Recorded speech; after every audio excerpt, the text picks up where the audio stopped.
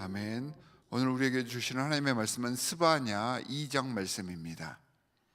스바냐 2장 말씀 중에서 2장 8절부터 15절까지 함께 합독하도록 하겠습니다. 스바냐 2장 8절부터 15절까지의 말씀입니다. 함께 읽습니다. 모압이 욕을 퍼붓는 것과 암만 자손이 악담을 퍼붓는 것을 내가 들었다. 그들이 나의 백성에게 욕을 퍼붓고 국경을 침범하였다. 그러므로 나는 나의 삶을 두고 맹세한다. 이스라엘의 하나님 만군의 주가 선언한다. 이제 곧 모압은 소돔처럼 되고 암몬 자손은 고모라처럼 될 것이다. 거친 풀이 우거지고 둘레가 온통 소금구덩이가 되고 영원히 황무지가 될 것이다. 살아남은 나의 백성이 그들을 털며 살아남은 나의 결혜가 그 땅을 유산으로 얻을 것이다. 이것은 그들이 거만을 떤 것에 대한 보복이다. 그들이 만군의 주님의 백성에게 욕을 퍼부은 탓이다. 주님께서 땅의 모든 신을 파멸하실 때에 사람들은 주님이 무서운 분이심을 알게 될 것이다.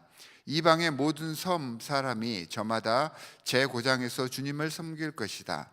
에티오피아 사람아, 너희도 나의 칼에 맞아서 죽을 것이다. 주님께서 북녘으로 손을 뻗으시어 아시리아를 멸하며 니느웨를 황무지로 만드실 것이니 사막처럼 메마른 곳이 될 것이다. 골짜기에 사는 온갖 들짐승이 그 가운데 떼를 지어 누울 것이며 갈가마귀도 올빼미도 기둥 꼭대기에 깃들 것이며 창문 턱에 앉아서 지저귀일 것이다. 문간으로 이르는 길에는 돌 조각이 너저분하고 송백나무 들보는 사가버릴 것이다.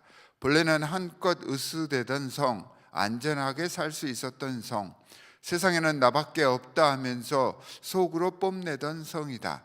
그러나 어찌하여 이처럼 황폐하게 되었느냐? 들짐승이나 깃드는 곳이 되었느냐? 지나가는 사람마다 비웃으며 손가락질을 할 것이다. 아멘. 스바냐 2장에서는 초반부에서는 예루살렘의 멸망에 대해서 이야기를 하고 후반부 오늘 본문 말씀에서는 이웃 나라들의 멸망을 그러니까 동시다발적으로 예언을 하고 있습니다. 자, 전반부에서는 예루살렘의 멸망에 초점을 맞추고 있는데 이 예루살렘의 멸망을 선포하는 것은 영적으로 또한 신학적으로 신앙적으로 매우 중요한 의미를 가지고 있습니다. 그 당시 유다 백성들에게 무의식 중에 생각의 기저에 깔려 있었던 것이 마지막 보루인 예루살렘 성 그리고 예루살렘 성에 있는 성전, 특별히 이 성전이 이 이스라엘 백성들의 마지막 보루 마지노선과 같은 그러한 상징물이었습니다. 그들은 항상 이렇게 생각을 했었죠.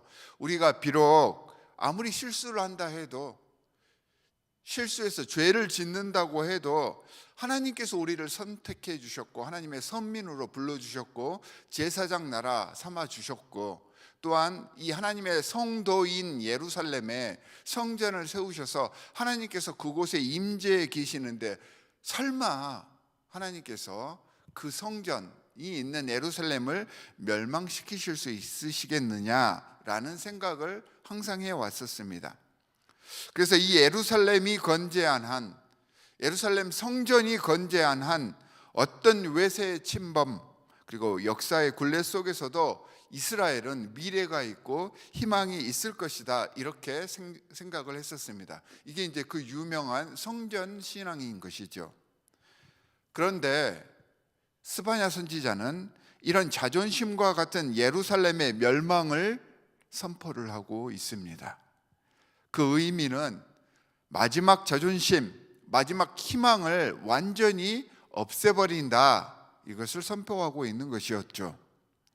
스바냐의 이런 예언은요, 인간이 만든 것들, 인간이 이룩해 놓은 것들 중에는 안전한 것이 하나도 없고요, 완전한 것도 없다라는 것을 보여줍니다. 아무리 좋은 집이라도, 아무리 좋은 직장이라도, 능력과 실력이 나에게 출중하다 할지라도 절대 이 세상 삶 속에서는 완전한 것은 없고 또한 안전한 곳도 없다는 것입니다.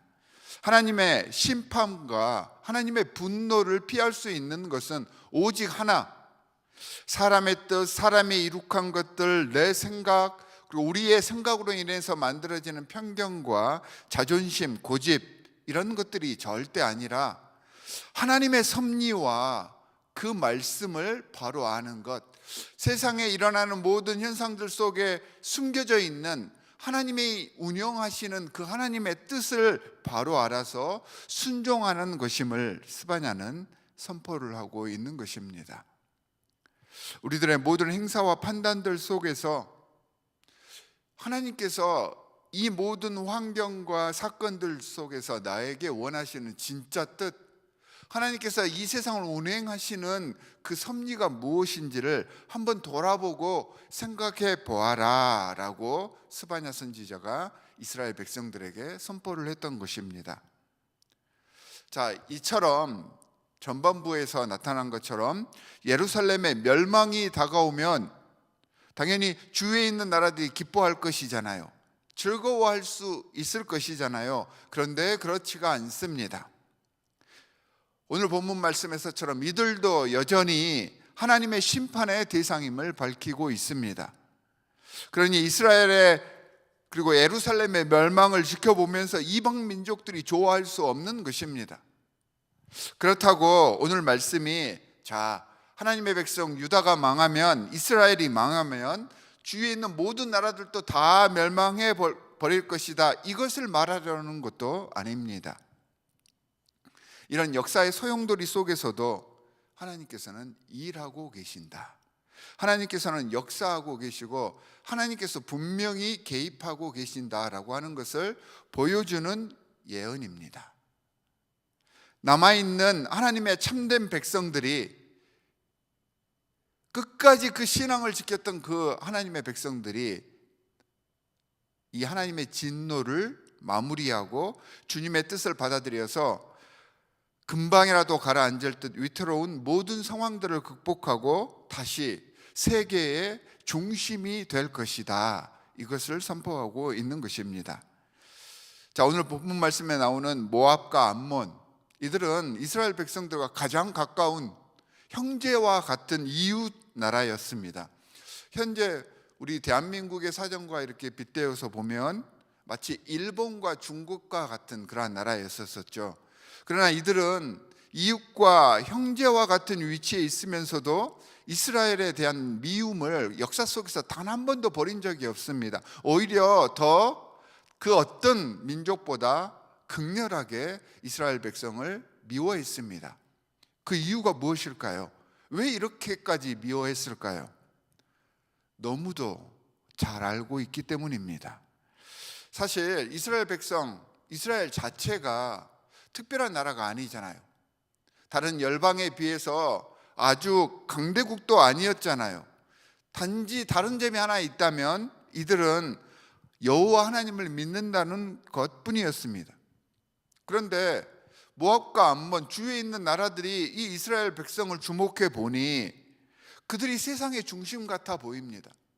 출애굽해서 민족을 이루었고 굉장히 특별한 그러한 신의 축복을 받는 것을 목격을 했습니다.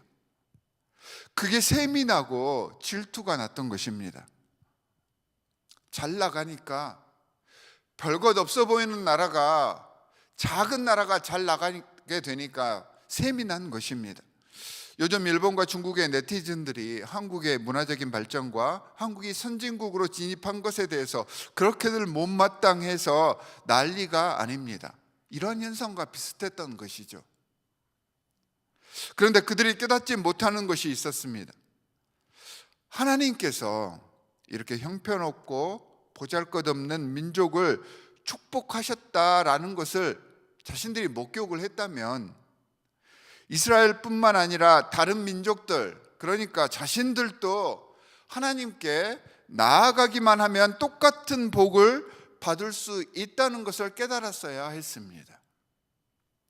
하나님께서 이스라엘을 제사장의 나라로 삼으셨습니다. 선민을 삼으셨던 것이죠. 그런데 하나님께서 제사장을 삼으시고 이 나라를 특별하게 선택하신 이유가 있습니다. 이스라엘 민족만을 위한 것이 아니었잖아요. 절대 아닙니다. 제사장은요, 자신을 위해서만 제사를 집내야 하는 사람들이 아닙니다. 제사장의 원래 목적은 백성들을 하나님께 인도하는 역할, 백성 앞에서 본이 되는 역할을 하는 것입니다. 그러니까 이스라엘 백성은 하나님께서 이 나라를 제사장 나라 삼은 것은 이스라엘 나라만을 위한 것이 아니었던 것이죠. 이 나라를 통해서 주위에 있는 모든 민족들이 하나님 앞에 나아오게 하기 위해서, 그래서 본이 되게 하기 위해서 세우셨던 나라입니다. 이스라엘은 본보기일 뿐입니다. 이 본보기를 보고 이들처럼 하나님의 보호하심에 들어가면, 하나님의 은혜 가운데로 나아가면 그들도 선민이 될 수 있었는데, 이 하나님의 뜻을 몰랐던 것입니다. 이해하지 못했던 것입니다. 이런 선민의 의미를 이해하지 못했던 이방 민족뿐만 아니라 이 선민 제사장을 삼으신 이유를 이스라엘 백성들도 몰랐기 때문에 예루살렘을 멸망케 하신 것이고요. 이런 하나님의 의중은 모른 채 자꾸 시기만 하고 질투만 했던 이러한 이방 민족들 역시 하나님의 분노의 대상이 되었다라고 스바냐 선지자가 선포를 했던 것입니다.